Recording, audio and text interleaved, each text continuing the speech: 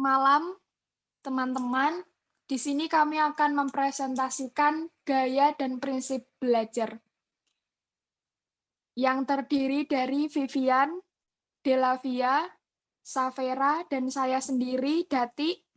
Di sini pertama-tama materi akan dijelaskan oleh teman saya, Vivian. Waktu dan tempat saya persilahkan.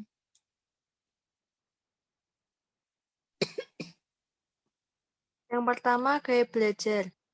1. Visual. Ciri-cirinya yaitu menyukai kegiatan belajar secara demonstrasi dan belajar melalui deskripsi. Lebih suka menggunakan daftar untuk mempertahankan tingkat kemampuan belajar. Mudah terganggu oleh gerakan dan tindakan, seperti kebisingan.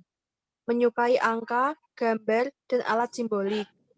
Memiliki kemampuan untuk menjelaskan konsep kepada orang lain melalui gambar, kaya dengan imajinasi, dan cenderung kreatif.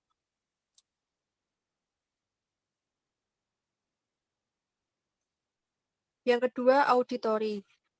Ciri-cirinya yaitu belajar sesuatu dengan cara mendengarkan, memberikan perhatian lebih pada kata-kata yang disampaikan guru, membahas topik yang telah dipelajari dengan teman sejawat, yang merupakan salah satu cara mereka memperjelas pemahaman. Berdiskusi dengan cara mendengarkan rekaman terkait topik kegiatan belajar yang telah dilakukan. Dapat mengingat informasi melalui membaca keras atau berbicara saat membaca. Memiliki kemampuan yang kuat dalam mengingat nama atau fakta. Selanjutnya akan dijelaskan oleh teman saya. Yang ketiga, reading atau writing. Ciri-cirinya, suka melihat daftar, glosarium, buku teks, maupun catatan kuliah. Yang kedua, suka mengatur catatan kuliah dalam bentuk sketsa dan membacanya berulang-ulang.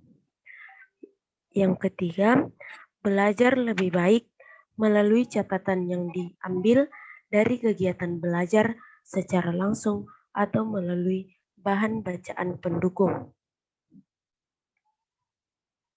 Yang keempat, kinetik. Yang pertama, gaya belajar yang dianggap kombinasi dari berbagai fungsi indera. Yang kedua, mengacu pada kegiatan belajar yang dicapai melalui pengalaman dan latihan. Yang ketiga, menggunakan pengalaman untuk mempelajari suatu informasi yang baru serta mempraktikkannya. Yang keempat, suka bergerak dan aktif, cepat dalam mempelajari keterampilan fisik, gemar berpikir sambil bergerak. Yang kelima, tampil baik di bidang atletik tertentu. Yang keenam, cenderung menggunakan gerakan sebagai bantuan mengingat berbagai kasus. Yang ketujuh, memiliki koordinasi serta rileks dalam menghadapi suatu kondisi. Adapun prinsip belajar yaitu ada 6 faktor prinsip belajar. Yang pertama, perhatian dan motivasi. Yang kedua, keaktifan. Yang ketiga, keterlibatan langsung. Yang keempat, pengulangan. Yang kelima, tantangan. Yang keenam, perbedaan individu. Selanjutnya akan disampaikan oleh teman saya.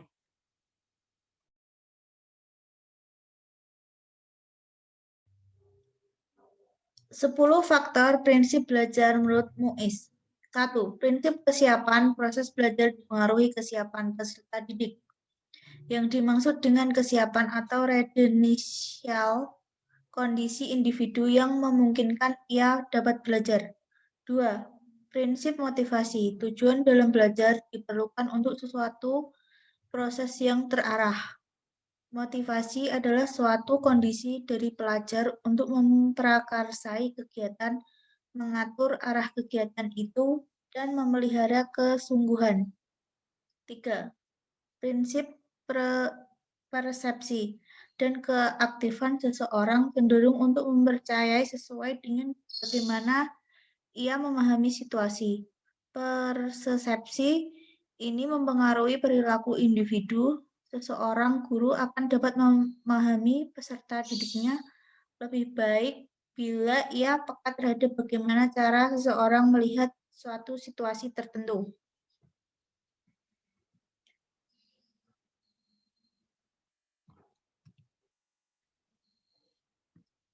Selanjutnya akan dibacakan oleh teman saya. Yang keenam, prinsip transfer, retensi, dan tantangan. Belajar dianggap bermanfaat bila seorang dapat menyimpan dan menerapkan hasil belajar dalam situasi baru. Apapun yang dipelajari dalam suatu situasi, pada akhirnya akan digunakan dalam situasi yang lain. Yang ketujuh, prinsip belajar kognitif.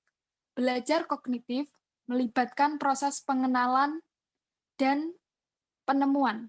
Belajar kognitif mencangkup asosiasi antara unsur, pembentukan konsep, penemuan masalah, dan keterampilan memecahkan masalah yang selanjutnya membentuk perilaku baru. Berpikir, menalar, menilai, dan berimajinasi merupakan aktivitas mental yang berkaitan dengan proses belajar kognitif. Proses belajar itu dapat terjadi pada berbagai tingkat kesukaran dan menuntut berbagai aktivitas mental.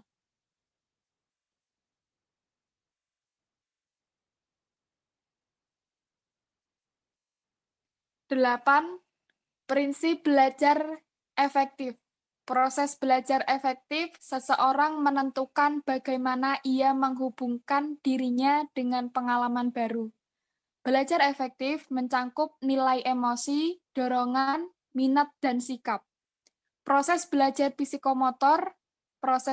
psikomotor individu menentukan bagaimana ia mampu mengendalikan aktivitas ragawinya.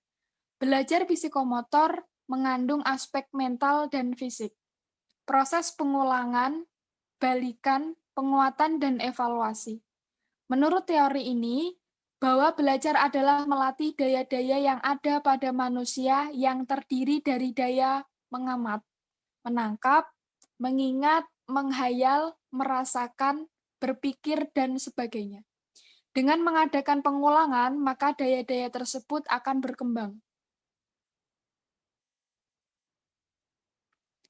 Jadi kesimpulannya, berdasarkan dari penjabaran gaya dan prinsip-prinsip belajar di atas dapat ditarik kesimpulan bahwa setiap individu mempunyai cara belajar yang berbeda-beda dan prinsip-prinsip belajar seyogianya tertuang secara terstruktur dalam kegiatan belajar.